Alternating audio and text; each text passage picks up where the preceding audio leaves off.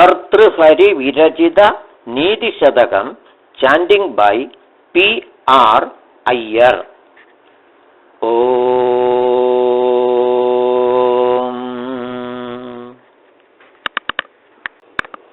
ഭർതൃഹരി വിരചിത നീതിശതക സുഭാഷിതം. ശ്ലോക 1. വൃത്തം അനുഷ്ടുപ്. ദിക്കാലാദ്യനവച്ചിന്നാനന്ദ ചിന്മാത്രമൂർത്തയേ സ്വാനുഭൂത്യേകനാമായ നമഃ ശാന്തായ തേജസേ. ശ്ലോക 2. വൃത്തം വസന്തതിലകം. യാഞ്ചിന്തയാമി സതതം മയി സാ വിരക്ത സാപ്യന്യമിച്ഛതി ജനം സ ജനോന്യസക്ത അസ്മത്കൃതേജ പരിശുഷ്യതി കാചിതന്യാ ദിക്താഞ്ച താഞ്ച മദനഞ്ച ഇമാഞ്ച മാഞ്ച. ശ്ലോക 3. വൃത്തം ആര്യ. അജ്ഞസുഖമാരാധ്യ സുഖതരമാരാധ്യതേ വിശേഷജ്ഞാനലവദുർവിദഗ്ധം ബ്രഹ്മാ വിനരന്നരഞ്ജയതി. ശ്ലോക 4.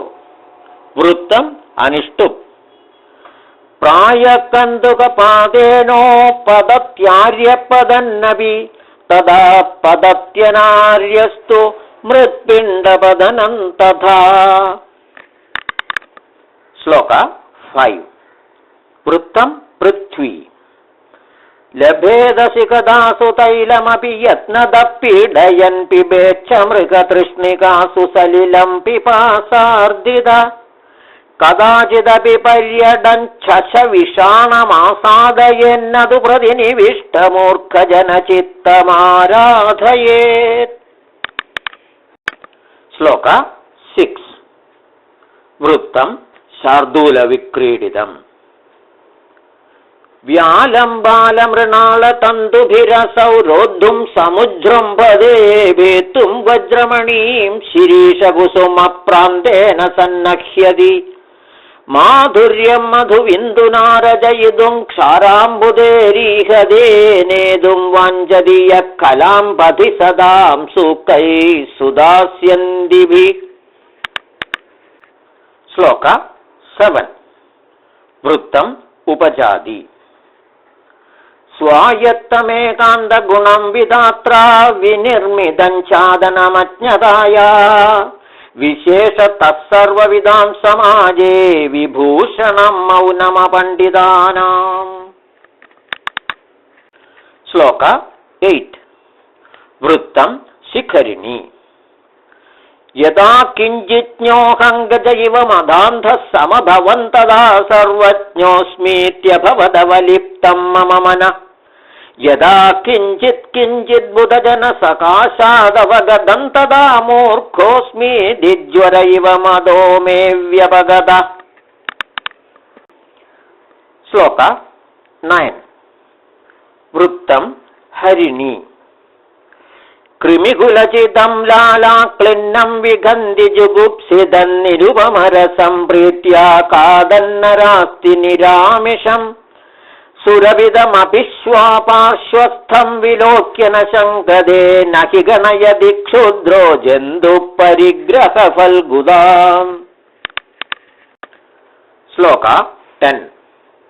वृत्तं शिखरिणी. शिरसार्वं स्वर्गात् पशुपति शिरस्थक्षितिधरं महिद्रादुत्तुङ्गादवनिमवनेश्चापि जलधिम् अधोधो गङ्गेयं पदमुपगतास्तोगमदवा विवेकभ्रष्टानां भवति विनिपातशतमुख. श्लोक 11. वृत्तं शार्दूलविक्रीडितम्. शक्यो वारयितुञ्जलेन हुतभुक्चत्रेण सूर्यातप्तो नागेन्द्रो निशिताङ्कुशेन समदो दण्डेन गोगर्दभौ व्याधिर्भेषज संग्रहैश्च विविधैर्मन्त्रप्रयोगैर्विषम् सर्वस्यौषधमस्ति शास्त्रविहितं मूर्खस्य नास्त्यौषधम्. श्लोक 12. വൃത്തം ഇന്ദ്രവജ്ര. സാഹിത്യ സംഗീത കലാവിഹീന സാക്ഷാത് പശുപുച്ഛ വിഷാണഹീന തൃണന്നകാതന്നപി ജീവമാനസ്തദ്ഭാഗതേയം പരമം പശൂനാം. ശ്ലോക 13. വൃത്തം ഇന്ദ്രവജ്ര. യേഷാന്ന വിദ്യാന തപോനദാനം ജ്ഞാനന്ന ശീലന്ന ഗുണോ ന ധർമ്മ തേ മർത്യലോകേ ഭുവി ഭാരഭൂതാ മനുഷ്യരൂപേണ മൃഗാശ്ചരന്തി. ശ്ലോക 14. വൃത്തം അനുഷ്ടുപ്.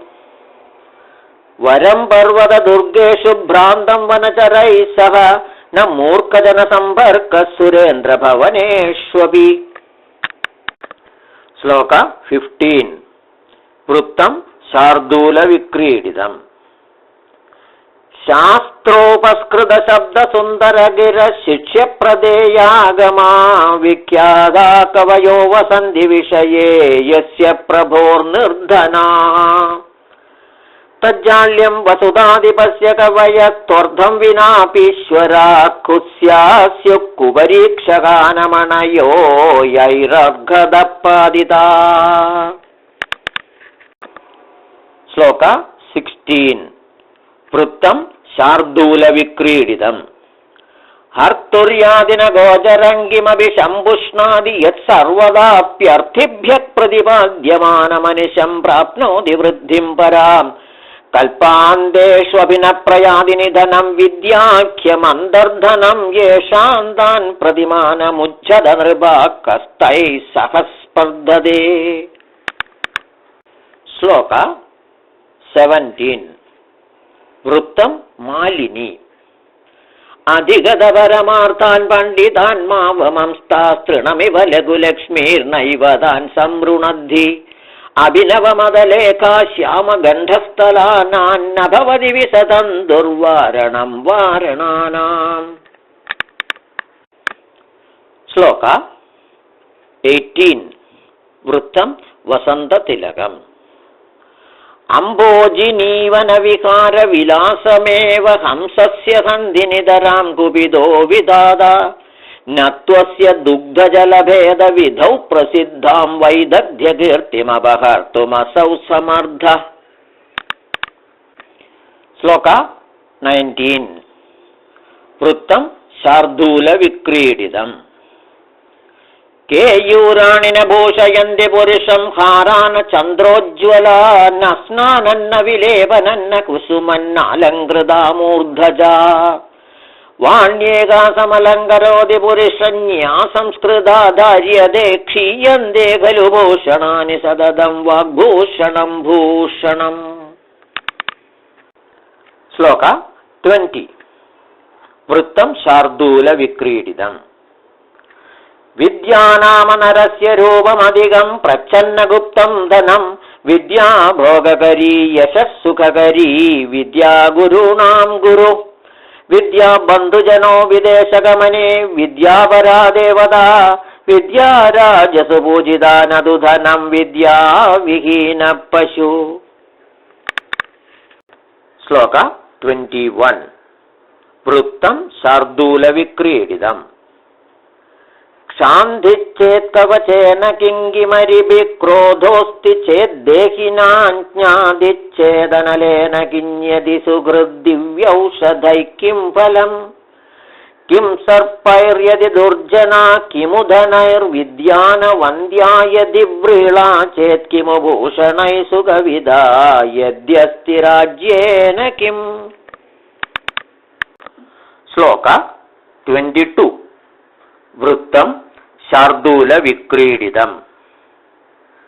ദാക്ഷിണ്യം സ്വജനേ ദയാപരജനേ ഷാഢ്യം സദാ ദുർജനേ പ്രീതി സാധുജനേ നയോ നൃപജനേ വിദ്വജ്ജനേ ചാർജവം ശൗര്യം ശത്രുജനേ ക്ഷമാ ഗുരുജനേ കാന്താജനേ ധൃഷ്ടദാ യേ ചൈവം പുരുഷാ കലാസു കുശലാസ്തേഷ്വേവ ലോകസ്ഥിതി. ശ്ലോക 23. വൃത്തം വസന്തതിലകം. ജാഡ്യന്തി യോ ഹരതി സിഞ്ചതി വാജി സത്യം മനോന്നതിം ദിശതി പാപമപാകരോതി ചേദപ്രസാദയതി ദിക്ഷു തനോതി കീർത്തിം സത്സംഗതി കഥയ കിന്ന കരോതി പുംസാം. ശ്ലോക 24. വൃത്തം അനുഷ്ഠു. ജയന്തി ദേ സുകൃതിനോ രസസിദ്ധാ കവീശ്വരാ നാസ്തി യേഷാം യശക്കായേ ജരാമരണജം ഭയം. ശ്ലോക 25. വൃത്തം ശാർദൂല വിക്രീഡിതം. സൂനു സച്ചരിത സദീ പ്രിയതമാ സ്വാമി പ്രസാദോന്മുഖ സ്നിഗ്ധം മിത്രമവഞ്ചക പരിജനോ നിഷ്ക്ലേശലേശം മന ആകാരോ രുചിരസ്ഥിരശ്ച വിഭവോ വിദ്യാവദാത്തം മുഖം ദുഷ്ടേവിഷ്ടപകഷ്ടഹാരിണി ഹരൗ സംപ്രാപ്യതേ ദേഹിന. ശ്ലോക 26.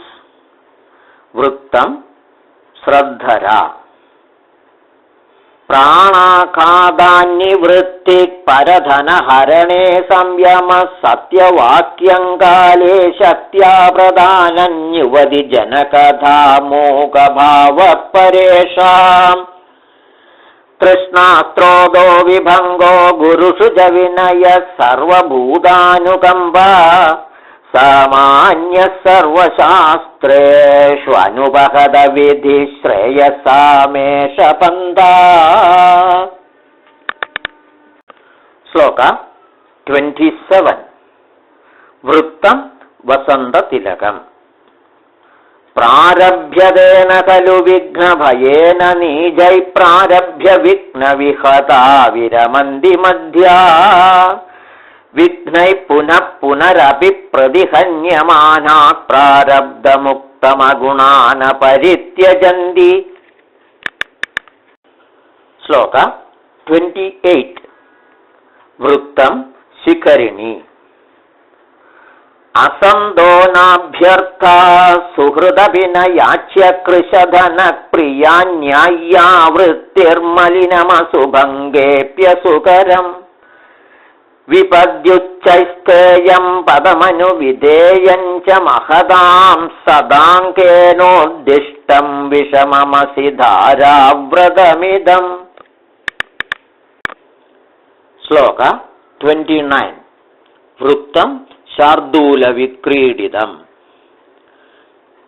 ക്ഷാമോ വിജരാകൃശോ വിശിഥിലപ്രായോപി കഷ്ടാന്തശാമാവന്നോപി വിപന്നദീതിരഭിപ്രാണേഷു ഗച്ഛത്സ്വപി മത്തേഭേന്ദ്രവിഭിന്ന കുംഭകവലഗ്രാസൈകബദ്ധസ്പൃഹ കിഞ്ചീർണൻ തൃണമത്തിമാനമകദാമഗ്രേസരക്കേസരി. ശ്ലോക 30. വൃത്തം ശാർദൂല വിക്രീഡിതം. സ്വൽപസ്നായുവസാവശേഷമലിനന്നിർമാം സമപ്യസ്തികം സ്വാലബ്ധ്വാ പരിതോഷമേദിനതു തത്തസ്യ ക്ഷുധാശാന്തയേ സിംഹോ ജംബുകമംഗമാഗതമപി ത്യക്ത്വാ നിഹന്തിദ്വിപം സർവകൃച്ഛ്രഗതോപി വാഞ്ചതി ജനസത്വാനുരൂപം ഫലം. ശ്ലോക 31. വൃത്തം വസന്തതിലകം. ലാംഗൂലചാലനമധശ്ചരണാവപാദം ഭൂമൗ നിപത്യ വദനോദരദർശനം ച ശ്വാപിണ്ഡദസ്യ കുരുദേ ഗജപുംഗവസ്തു ധീരം വിലോകയതി ചാടുശതൈശ്ച ഭുങ്ക്തേ. ശ്ലോക 32. വൃത്തം അനുഷ്ഠു. പരിവർത്തിനി സംസാരേ മൃതക്കോ വാ ന ജായതേ സ ജാതോ യേന ജാതേന യാതി വംശസമുന്നതിം. ശ്ലോക 33. വൃത്തം അനുഷ്ഠു. കുസുമസ്തപദസ്യേവദ്വയീ വൃത്തിർമനസ്വിന മൂർധ്നി വാ സർവലോകസ്യ വിശീര്യേതവനേധവ. ശ്ലോക 34. വൃത്തം ശാർദൂല വിക്രീഡിതം. സന്ധ്യന്യേപി ബൃഹസ്പതി പ്രഭൃതയഃ സംഭാവിതാ പഞ്ചശാസ്താൻ പ്രത്യേഷ വിശേഷ വിക്രമരുചീരാഹുർന വൈരായതേ.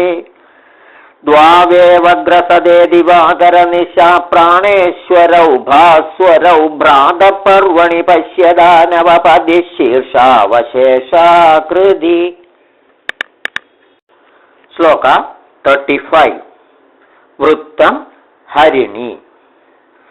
വഹതി ഭുവനശ്രേണിം ശേഷഫണാവലഹസ്ഥിതാംഗമടപതിനാ മധ്യേ പൃഷ്ടം സദാ സചധാര്യതേ. തമപി കുരുതേ ക്രോഡാദീനം പയോധിരനാദരാദഹമഹദാന്യസീമാനശ്ചരിത്രവിഭൂതയ. ശ്ലോക 36. വൃത്തം ശിഖരിണി. വരം പക്ഷച്ഛേദസമദമകവന്മുക്തകുലിശപ്രഹാരൈരുദ്ഗച്ഛദ്ബഹുളദഹനോദ്ഗാരഗുരുഭിः തുഷാരാദ്രേ സൂനോരഹഃ പിതരി ക്ലേശവിവശേന ചാസൗ സമ്പാദപയതി പയസാം പത്യുരുചിത. ശ്ലോക 37. വൃത്തം പഥ്യാര്യ. യതചേതനോ വിവാദൈ സ്പൃഷ്ട പ്രജ്വലതി സവിതുരിന കാന്ധ തത്തേജസ്വീ പുരുഷ പരകൃത നികൃതിം കഥം സഹതേ. ശ്ലോക 38. വൃത്തം പഥ്യാര്യ. സിംഹശിശുരഭിനിപതതി മദമലിനകപോലഭിത്തിഷു ഗജേഷു പ്രകൃതിരിയം സത്വവദാന്ന ഖലു വയസ്തേജസോ ഹേതുഃ. ശ്ലോക 39. വൃത്തം ശാർദൂല വിക്രീഡിതം. ജാതിര്യാതുരസാതലങ്കുണഗണൈസ്തത്രാപ്യതോ ഗമ്യതാം ശീലം ശൈലതടാത്പതത്വഭിജന സന്ദഹ്യതാം വഹ്നിനാ. ശൗര്യേ വൈരിണി വജ്രമാശു നിപതത്വർത്ഥോസ്തു ന കേവലന്യേനൈകേന വിനാ ഗുണാസ്തൃണലവ പ്രായാഃ സമസ്തായിമേ. ശ്ലോക 40.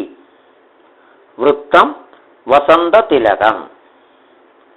താനീന്ദ്രിയാണ്യവികലാനി തദേവ നാമ സാ ബുദ്ധിരപ്രതിഹതാ വചനം തദേവ. അർദ്ധോഷ്മണാ വിരഹിത പുരുഷക്ഷണേന സോപ്യന്യേവ ഭവതീതി വിചിത്രമേതത്. ശ്ലോക 41. വൃത്തം ഉപജാതി. യസ്യാസ്തി വിത്തം സനരകുലീനഃ സപണ്ഡിതഃ സശ്രുതവാൻ ഗുണജ്ഞ സ ഏവ വക്താ സ ച ദർശനീയഃ സർവേ ഗുണാഃ കാഞ്ചനമാശ്രയന്തി. ശ്ലോക 42. വൃത്തം ശാർദൂല വിക്രീഡിതം. ദൗർമന്ത്ര്യാൻ നൃപതിർവിനശ്യതി യദി സംഗാസുദോലാളനാദ്വിപ്രോ നദ്യയനാത് കുലങ്കുദനയാചീലം കലോപാസനാത് ഹീർമദ്യാദനവേക്ഷണാദപി കൃഷി സ്നേഹപ്രവാസാശ്രയാൻ മൈത്രീ ച പ്രണയാത് സമൃദ്ധിരനയാ ത്യാഗാ പ്രമാദാദ്ധനം. ശ്ലോക 43. വൃത്തം പഥ്യാര്യ. ദാനം ഭോഗോ നാശസ്തിസ്രോ ഗതയോ ഭവന്തി വിത്തസ്യ യോ ന ദദാതി ന ഭുങ്ക്തേ തസ്യ തൃതീയാ ഗതിർഭവതി. ശ്ലോക 44. വൃത്തം ശിഖരിണി. മണിഷ്യാണോ ലീഢ സമരവിജയീ ഹേതി ദലിതോ മദക്ഷ क्षीवो नागशरदि सरिदश्यानपुलिना कलाशेषचन्द्रसुरदमृदिदा बालवनिदा तनिम्ना शोभन्ते गलितविभवाश्चार्तिषु नरा। श्लोक 45 वृत्तं शिखरिणी परीक्षेण कश्चित् स्पृहयदि यवानां प्रसृदये सपश्चात् सम्पूर्ण कलयदि धरित्रीन्द्रणसमाम् अधश्चानैकान्त्याद् गुरुलघुतयार्तेषु धनिनामवस्था वस्तूनि प्रदयति च सङ्कोचयति च। श्लोक 46 वृत्तं वसन्ततिलकम् राजन् दुधुक्षसि यदीक्षिति धेनुमेदान्तेनाद्यवत्समिव लोकममुं पुषाण तस्मिंश्च सम्यगनिशं परिपोष्यमाणे नानाफलैफलदि कल्पलदेव भूमि। श्लोक 47 वृत्तं वसन्ततिलकम् सत्यानृताज परुषा प्रियवादिनी च हिंस्रादयालुरपि चार्थपरावदान्या नित्यव्यया प्रजुरनित्यधनागमा च वाराङ्गनेव नृपनीतिरनेकरूपा। श्लोक 48 वृत्तं शालिनी आज्ञाकीर्तिपालनं ब्राह्मणानां दानं भोगो मित्रसंरक्षणं च येषामेते षड्गुणान् प्रवृत्ता कोऽर्थस्तेषां पार्थिवोपाश्रयेण। श्लोक 49 वृत्तं शार्दूलविक्रीडितम् यद्धात्रा निजबालपट्टलिखितं स्तोगं महद्वाधनं तत्प्राप्नोति मरुस्थले विनितरां मेरौ तदोनाधिकम् तद्धीरो भववित्तवत्सु कृपणां वृत्तिं वृथा मा कृधा कूपे पश्य पयोनिधावपि खडो गृह्णादि तुल्यं जलम्। श्लोक 50 वृत्तं अनुष्टु त्वमेव चादकाधार इति केशान्न गोचर किमम्बोधवदास्माकं कार्पण्योक्तिं प्रदीक्षसे। श्लोक 51 वृत्तं शार्दूलविक्रीडितम् रे रे चादक सावधानमनसा मित्रक्षणं श्रूयतामम्भोधा बहवो वसन्ति गगने सर्वेऽपि नैकादृशा केचिद्वृष्टिभिरार्द्रयन्ति धरणीं गर्जन्ति केचिद्वृथा यं यं पश्यसि तस्य तस्य पुरतो मा ब्रूहि दीनं वच। श्लोक 52 वृत्तं श्रुतविलम्बितम् अकरुणत्वमकारणविग्रहः परधने परयोषिति च स्पृहा सुजनबन्धुजनेष्व सहिष्णुता प्रकृतिसिद्धमिदं हि दुरात्मनाम्।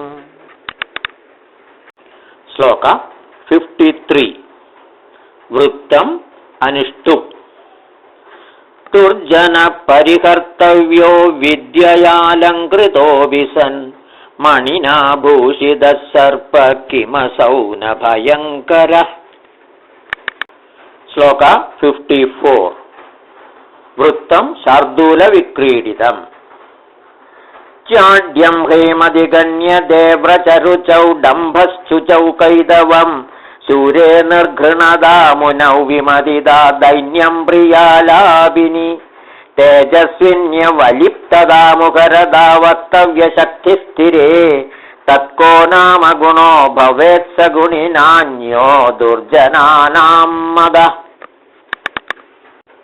श्लोक 55 वृत्तं शार्दूलविक्रीडितम् लोभश्चेदगुणेन किं पिशुनदा यद्यस्ति किं पादकैः सत्यं चेत् तपसा च किं शुचिमनो यद्यस्ति तीर्थेन किम् सौजन्यं यदि किं गुणैः सुमहिमा यद्यस्ति किं मण्डनैः सद्विद्या यदि किं धनैरपयशो यद्यस्ति किं मृत्युना। श्लोक 56 वृत्तं पृथ्वी शशीदिवसधूसरो गलित यौवना कामिनी सरो विगतवारिजमुखमनक्षरं स्वाकृतेः प्रबुर्धनपरायण सदद दुर्गद सज्जनो नृपाङ्गणगद खलो मनसि सप्तशल्यानि मे।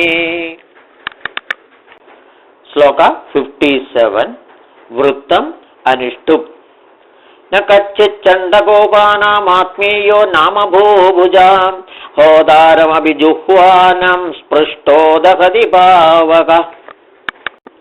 श्लोक 58 वृत्तं मन्दाक्रान्ता मौनान्मोगप्रवचनपटोर्वादुलो जल्पगो वा दृष्टपार्श्वे वसति च सदा दूरतश्चाप्रगल्भः क्षाद्याभीरुर्यदि न सकदे प्रायशो नाभिजातः सेवा धर्मः परमगहनो योगिनामप्यगम्य। श्लोक 59 वृत्तं वसन्ततिलकम् उद्भासिताखिलकलस्य विशृङ्खलस्य प्राग्जातविस्तृतनिजातमकर्मवृत्ते दैवादवाप्तविभवस्य गुणद्विषोऽस्य नीचस्य गोचरगदैः सुखमास्यदेकैः। श्लोक 60 वृत्तम् इन्द्रवज्र आरंभ गुर्वीक्षयिणी क्रमेण लक्ष्मीपुरा वृद्धिमती च पश्चात् दीनस्य पूर्वार्थ परार्थ भिन्ना छायेव मैत्री खलसज्जनानाम्। श्लोक 61 वृत्तं पथ्यार्या मृगमीन सज्जनानां तृणजलसन्तोषविहितवृत्तीनां लुब्धगधीवरविशुना निष्कारणवैरिणो जगति।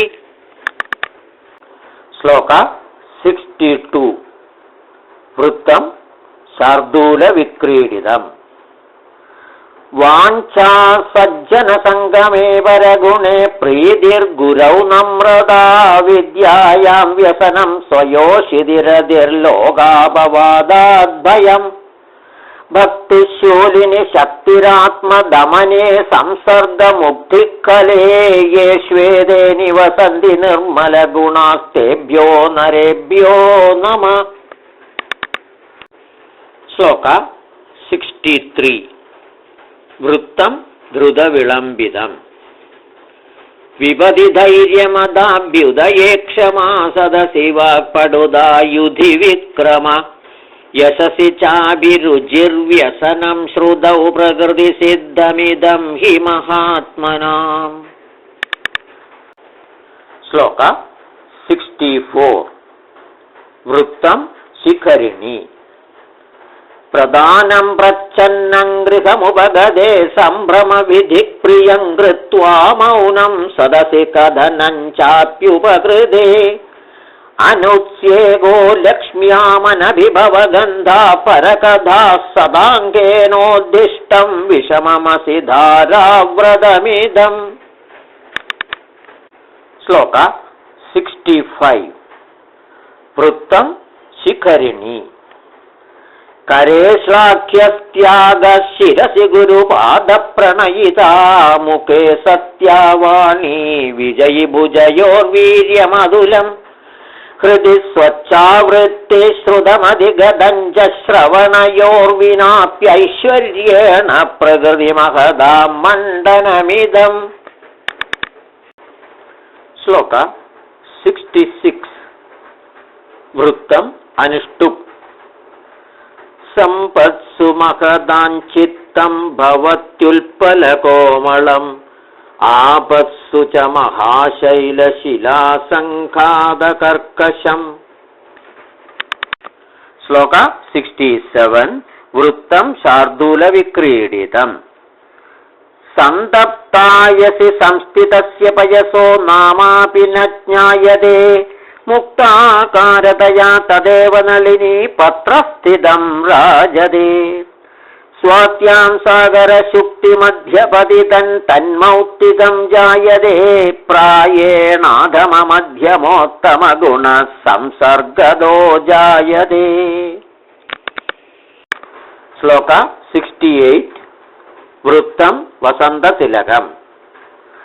प्रीणादि यस्सु चरितैः पितरं स पुत्रो यद्भर्तुरेव हितमिच्छति तत्कळत्रम् तन्मित्रमापदि सुखे च समक्रियन्यद्येदत्रयं जगति पुण्यकृतो लभन्ते।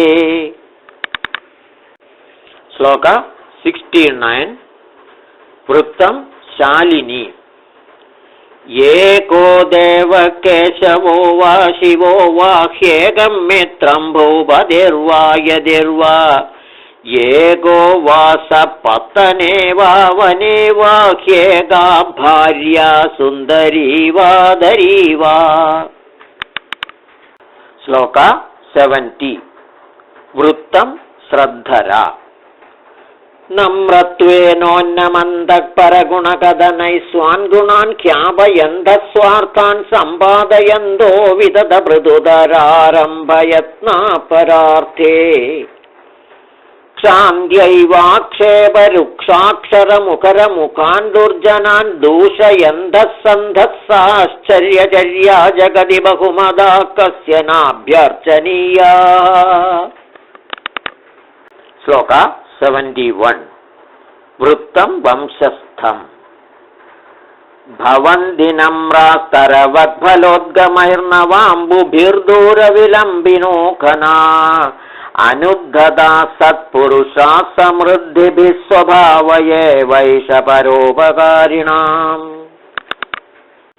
श्लोक 72 वृत्तं इन्द्रवज्रा।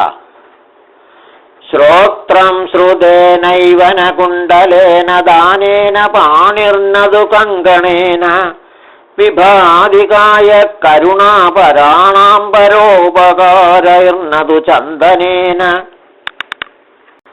श्लोक 73 वृत्तं वसन्ततिलकम्। पापान् निवारयति योजयते हिताय गुह्यन्निगूहति गुणान् प्रकटीकरोति आपद्गतं च न जहादि ददाति काले सन्मित्रलक्षणमिदन्निगदन्ति सन्ध। श्लोक 74 वृत्तं वसन्ततिलकम्। पद्माकरन्ति नगरो विकचीकरोति चन्द्रो विकासयति कैरवचक्रवालम् नाभ्यर्थितो जलधरो विजलं ददाति सन्तः स्वयं परहिते विहिताभियोगा। श्लोक 75 वृत्तं शार्दूलविक्रीडितम्। ये ते सत्पुरुषा परार्थकटका स्वार्थं परित्यज्य ये सामान्यास्तु परार्थमुद्यमभृतः स्वार्था विरोधेन ये ते मानवराक्षसा परहितं स्वार्थाय विघ्नन्ति ये विघ्नन्ति निरर्थकं परहितं ते केन जानीमहे। श्लोक 76 वृत्तं शार्दूलविक्रीडितम्। क्षीरेणात्मगतोदकाय हि गुणा दत्ता पुरा ते किला क्षीरोत्तापमवेक्ष्य तेन पयसा स्वात्मा कृशाणौ हुदा गन्तुं पावकमुन्मनस्तदभवद्दृष्ट्वा तु मित्रापदन्युक्तं तेन जलेन शाम्यति सदा मैत्री पुनस्त्वीदृशी। श्लोक 77 वृत्तं पृथ्वी। इतः स्वपिति केशवकुलमिदस्तदीयद्विषामितश्च शरणार्थिनां शिखरिणां गणाशेरदे इतो बिबडवानलः सह समस्तसंवर्तकैरहो विततमूर्जिदम्बरसहञ्च सिन्धोर्वपु। श्लोक 78 वृत्तं शार्दूलविक्रीडितम्। तृष्णांश्चिन्दिभजक्षमाञ्जहिमदं पावेरदिं मा कृताः सत्यं ब्रूह्यनुयाहि साधु पदवीं सेवस्व विद्वज्जनम् मान्यान्मानय विद्विषोऽप्यनुनय प्रख्यापय प्रश्रयं कीर्तिं पालय दुःखिते गुरुदया मेदत्सदाञ्चेष्टितम्। श्लोक 79 वृत्तं मालिनी। मनसि वजसि काये पुण्यपीयूषपूर्णा त्रिभुवनमुपकारश्रेणिभिः प्रीणयन्त परगुणपरमाणोन् पर्वतीकृत्य नित्यं निजहृदि विकसन्तः सन्धि सन्धः कियन्त। श्लोक 80 वृत्तं वसन्ततिलकम्। किन्तेन हेमगिरिणा रजताद्रिणा वा यद्राश्रिताश्च तरवस्तरवन्त एव मन्यामहे मलयमेव यदाश्रयेण कङ्कोलनिम्बगुडजा अभिचन्दना स्युः। श्लोक 81 वृत्तम् उपजाति। रत्नैर्महार्हैस्तुतुषुर्नदेवा न भेजिरे भीमविषेण भीतिं सुधां विना न प्रययुर्विरामं न निश्चितार्थाद्विरमन्ति धीरा। श्लोक 82 वृत्तं शिखरिणी। क्वचित् पृथ्वीशय्य क्वचिदपि च पर्यङ्कशयन क्वचिच्चागाहार क्वचिदपि च शाल्योदनरुचि क्वचित् कण्डाधारी क्वचिदपि च दिव्याम्बरधरो मनस्वी कार्यार्थी न गणयति दुःखं न च सुखम्। श्लोक 83 वृत्तं शार्दूलविक्रीडितम्। ऐश्वर्यस्य विभूषणं सुजनदाशौर्यस्य वाक्संयमो ज्ञानस्योपशमश्रुतस्य विनयो वित्तस्य पात्रे व्यय अक्रोधस्तपसक्षमा प्रभविदुर्धर्मस्य निर्व्याजदा सर्वेषामपि सर्वकारणमिदं शीलं परं भूषणम्। श्लोक 84 वृत्तं वसन्ततिलकम्। निन्दन्तु नीतिनिपुणा यदि वास्तुवन्तु लक्ष्मीः समाविशतु गच्छतु वा यथेष्टम् अद्यैव वा मरणमस्तु युगान्तरे वान्यायात्पद प्रविचलन्ति पतन्नधीरा। श्लोक 85 वृत्तम् अनुष्टुप्। पादितोऽपि कराकादैरुत्पदत्येव कन्दुक प्रायेण साधु वृत्तनामस्तायिन्यो विपत्तय। श्लोक 86 वृत्तम् अनुष्टुप्। आलस्यं हि मनुष्याणां शरीरस्थो महारिभु नास्त्युद्यमसमो बन्धुः कुर्वाणो नावसीदति। श्लोक 87 वृत्तम् आर्या। छिन्नोऽपि रोगदितरुश्चन्द्रक्षीणोऽपि वर्धते लोके इति विमृशन्तः सन्तः सन्तप्यन्तेन लोकेऽस्मिन्। श्लोक 88 वृत्तं शार्दूलविक्रीडितम्। नेदायस्य बृहस्पतिः प्रहरणं वज्रं सुरासैनिका स्वर्गो दुर्गमनुग्रहः खलु हरेरैरावतो वारण इत्यैश्वर्यबलान्वितो विबलभिद्भग्नः परैः सङ्गरे तद्व्यक्तं ननु दैवमेव शरणं दिग्दिग्वृथा पौरुषम्। श्लोक 89 वृत्तं शार्दूलविक्रीडितम्। भग्नाशस्य करण्डपिण्डिततनोर्म्लानेन्द्रियस्य क्षुधा कृत्वा कुर्विवरं स्वयं निपतितो नक्तं मुखे भोगिना तृप्तस्तत्पिशितेन सत्वरमसौ तेनैव यादत्पदा लोका पश्यत दैवमेव हि नृणां वृद्धौ क्षये कारणम्। श्लोक 90 वृत्तम् अनुष्ठुप्। कर्मायत्तं बलं पुंसां बुद्धिकर्मानुसारिणी तदापि सुधिया भाव्यं सुविचार्यैव कुर्वत। श्लोक 91 वृत्तं शार्दूलविक्रीडितम्। कल्वाडो दिवसेश्वरस्य किरणैः सन्दापितो मस्तके वाञ्छन्देशमनादपं विधिवशात्तालस्य मूलं गदा तत्रोच्चैर्महदा फलेन पतदा भग्नं सशब्दं शिरः प्रायो गच्छति यत्र भाग्यरहितस्तत्रापदाम्भाजनम्। श्लोक 92 वृत्तं द्रुतविलम्बितम्।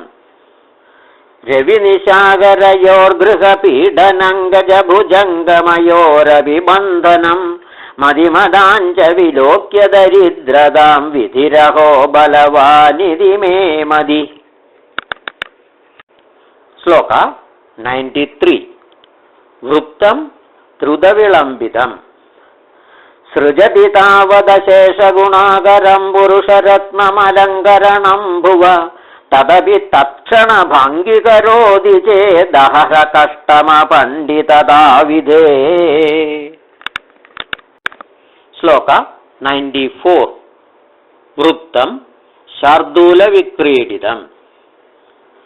पत्रं नैव यदा शरीरविडभे दोषो वसन्तस्य किन्नो लूकोऽप्यवलोकते यदि दिवा सूर्यस्य किन्दूषणम् दारा नैव पतन्ति चादकमुखे मेघस्य किन्दूषणं यत्पूर्वं विधिना ललाटलिखितं तन्मार्जितुङ्गक्षम।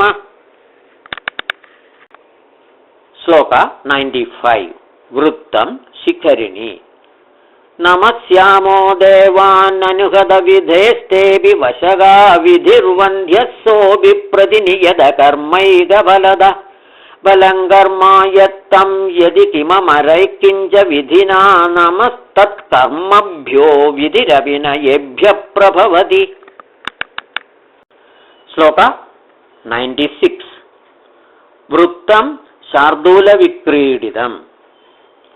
ब्रह्मा येन कुलालवन्नियमिदो ब्रह्माण्डभाण्डोदरे विष्णुर्येन दशावतारगगने क्षिप्तो महासङ्कटे रुद्रो येन कपालपाणिपुटगे भिक्षाटनङ्कारितः सूर्यो भ्राम्यति नित्यमेव गगने तस्मै नमः कर्मणे। श्लोक 97 वृत्तं वसन्ततिलकम्। नैवाकृतिक्फलति नैव कुलन्नशीलं विद्याभिनैव न च यत्नकृतापि सेवा भाग्यानि पूर्वतपसा खलु सञ्चितानि काले फलन्ति पुरुषस्य यदैव वृक्षा। श्लोक 98 वृत्तं इन्द्रवज्रा।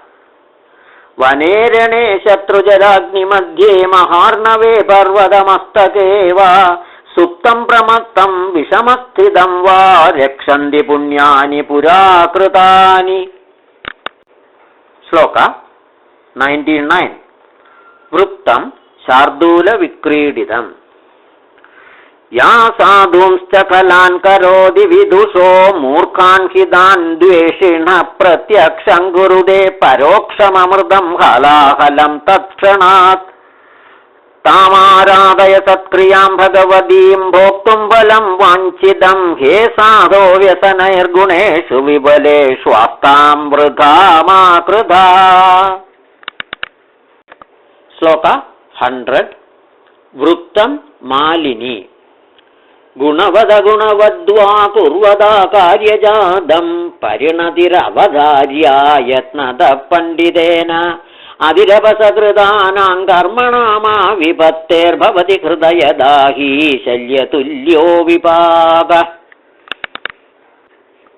श्लोक 101 वृत्तं श्रद्धरा स्थाल्यां वैदूर्यमय्यां पजति तिलगणां चान्दनैरिन्दनौकैः सौवर्णैलाङ्गलाग्रैर्विलिखति वसुधा मर्कमूलस्य हेतो कृत्वा कर्पूरगण्डान् वृदिमिह कुरुते कोद्रवाणां समन्तात् प्राप्येमां कर्मभूमिन्न चरति मनुजो यस्तपो मन्दभाग्य।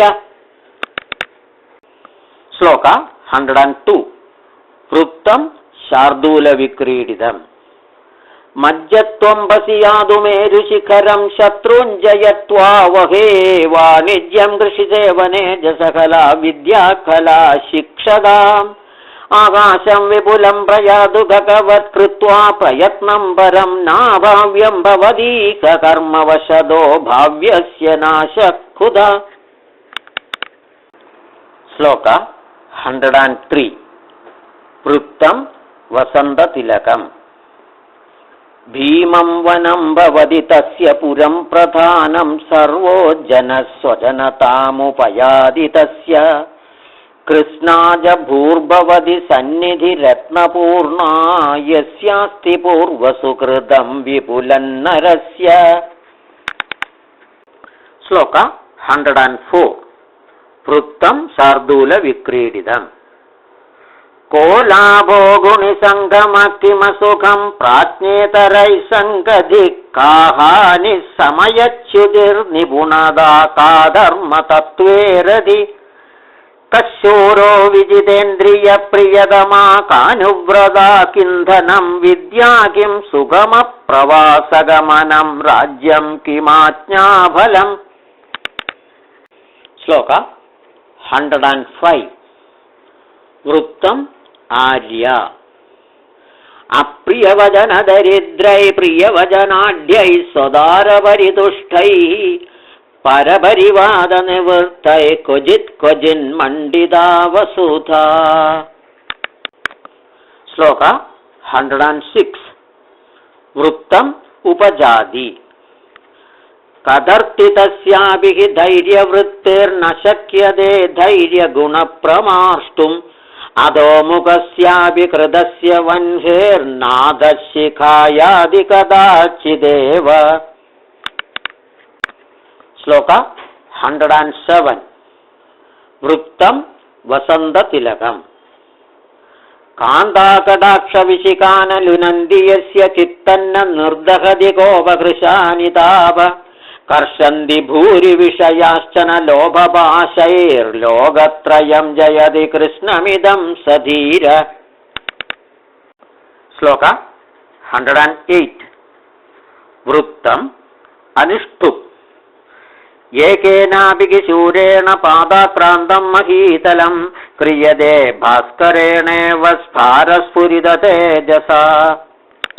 श्लोक 109 वृत्तं शार्दूलविक्रीडितम् वाक्निस्तस्य जलायते जलनिधि कुल्यायते तत्क्षणात् मेरुस्वल्पशिलायते मृगपदिः सद्यः कुरङ्गायते व्यालो माल्यगुणायते विशरस पीयूषवर्षायते यस्याङ्गे किल लोकवल्लभतमं शीलं समुन्मीलति।